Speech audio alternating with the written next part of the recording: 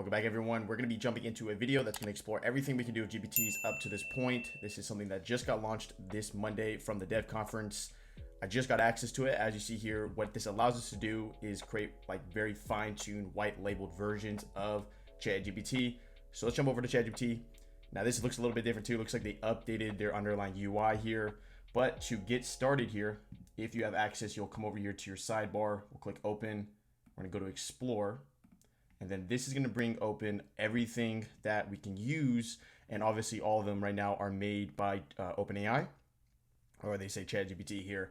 In the future though, it seems like we'll be able to create GPTs ourselves in the coming weeks. I know that was a big a lot of startups kind of got killed by that.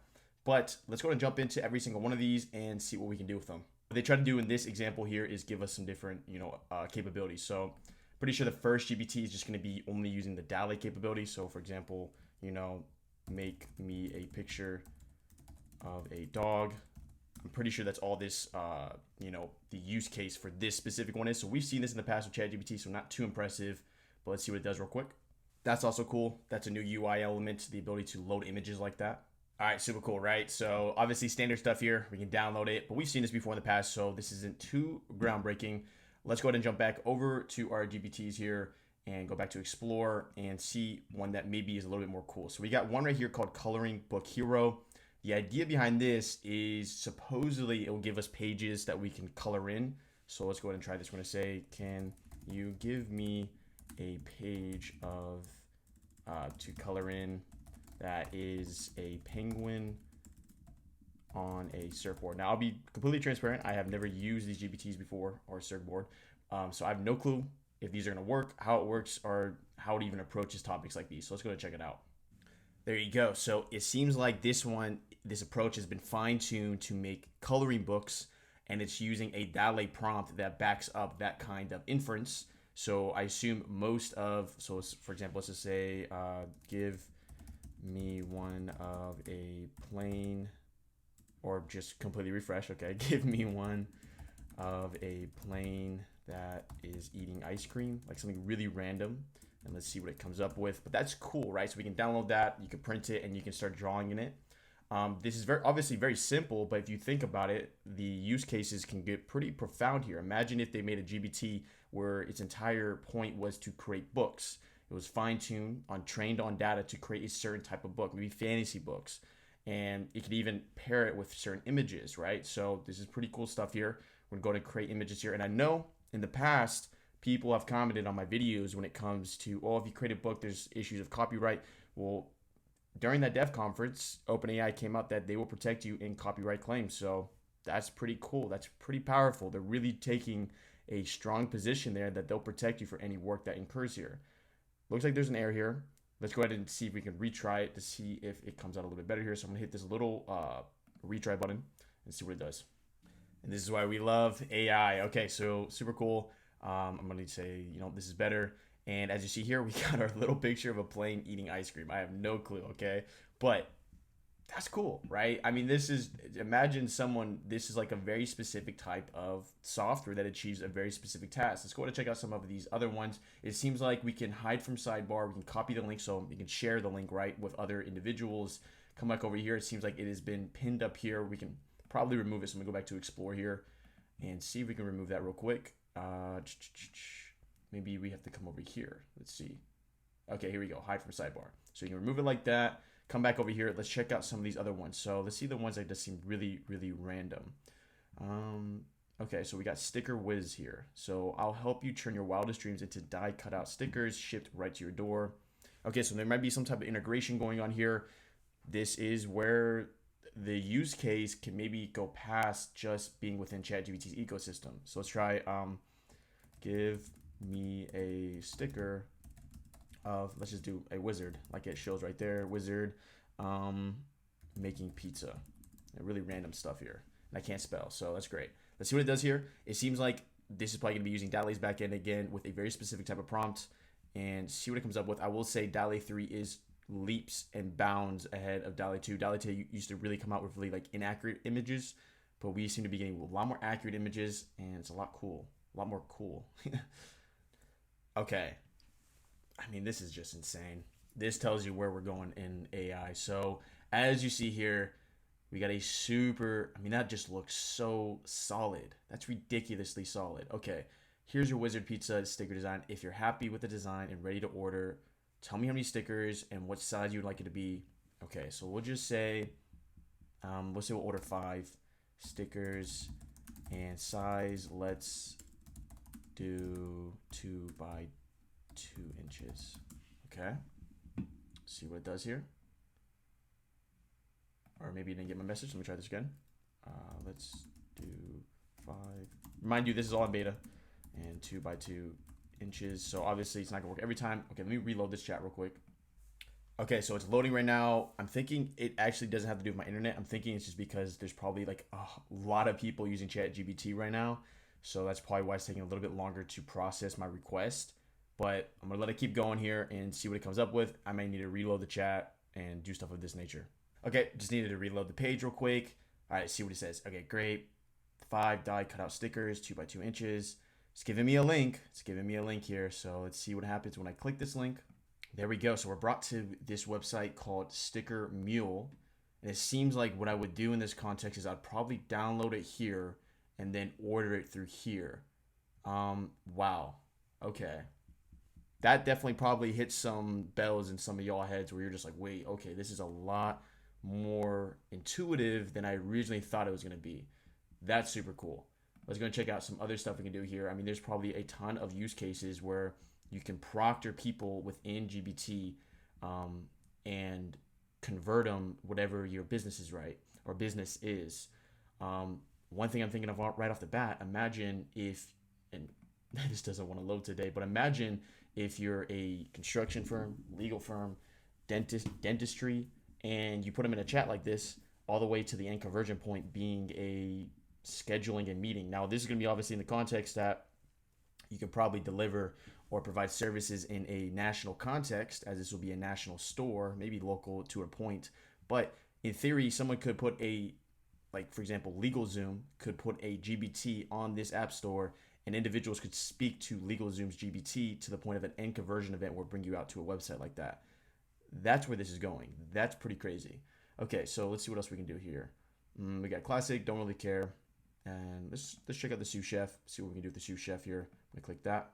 Okay, so I'm assuming this is pretty simple. I don't know if it's trained on data, but let's just try. I'll give you recipes based off the food you love.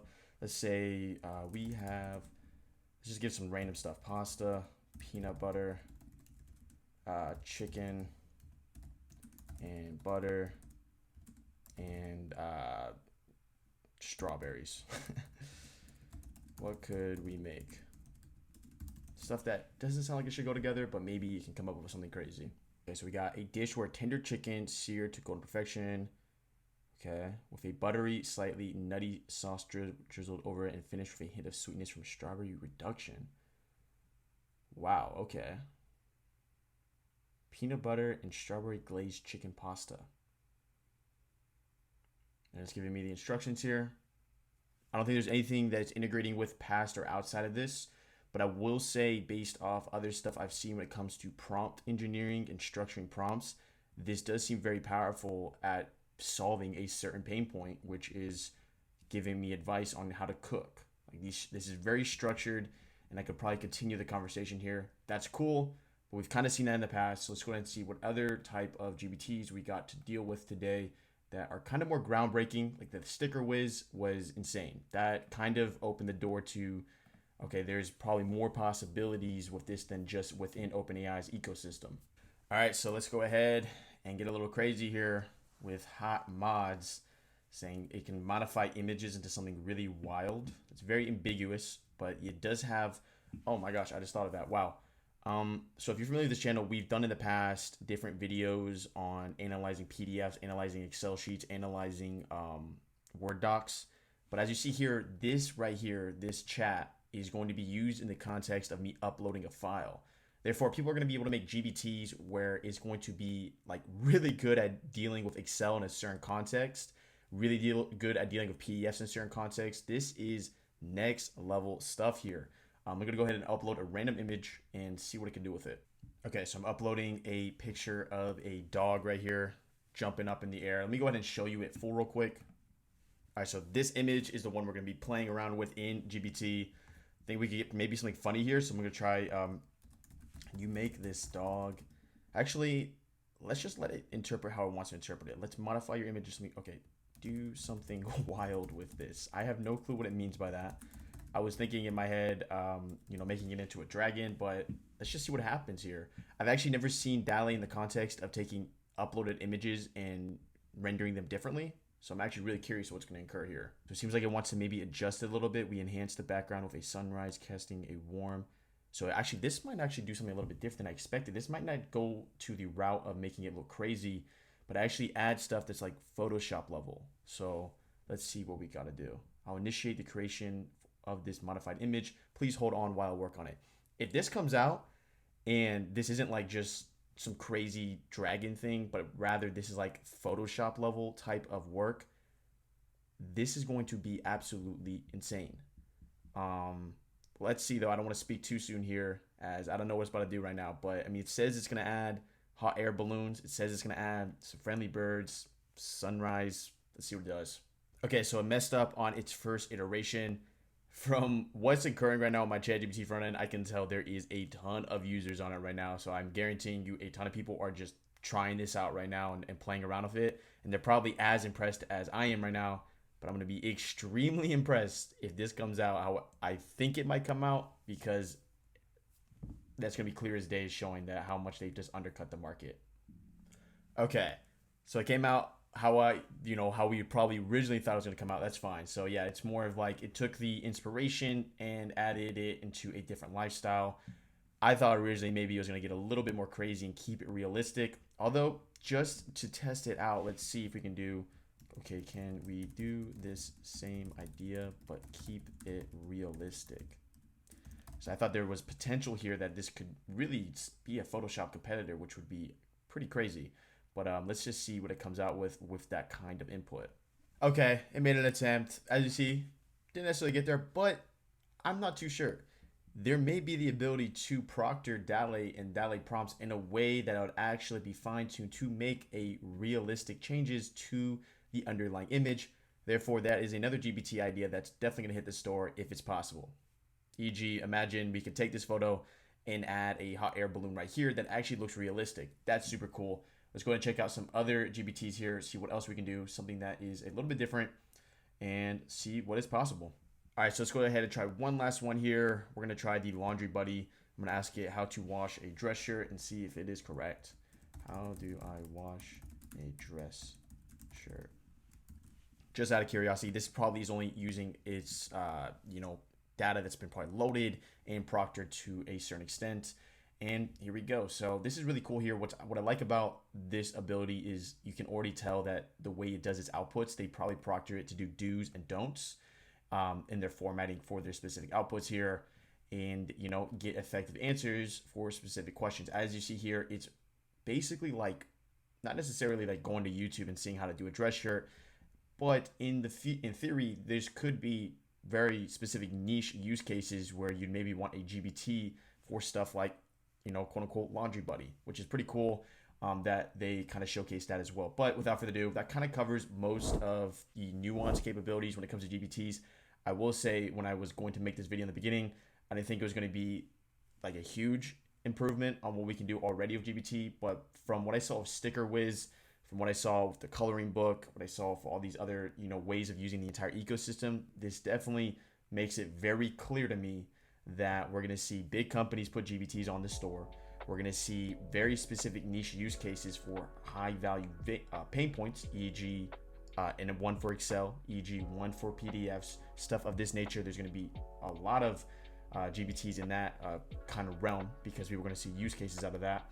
But overall, this seems like a move in the right direction. I'm actually very impressed. This seems like this can really encompass a lot of the market for a lot of the pain points when it comes to software. But without further ado, I'll see you in the next video. Thanks for tuning in. And yes, surprise, I'm an AI avatar. Make sure to explore more here at Corbin AI, where we demystify AI for your personal and business life. Until next time.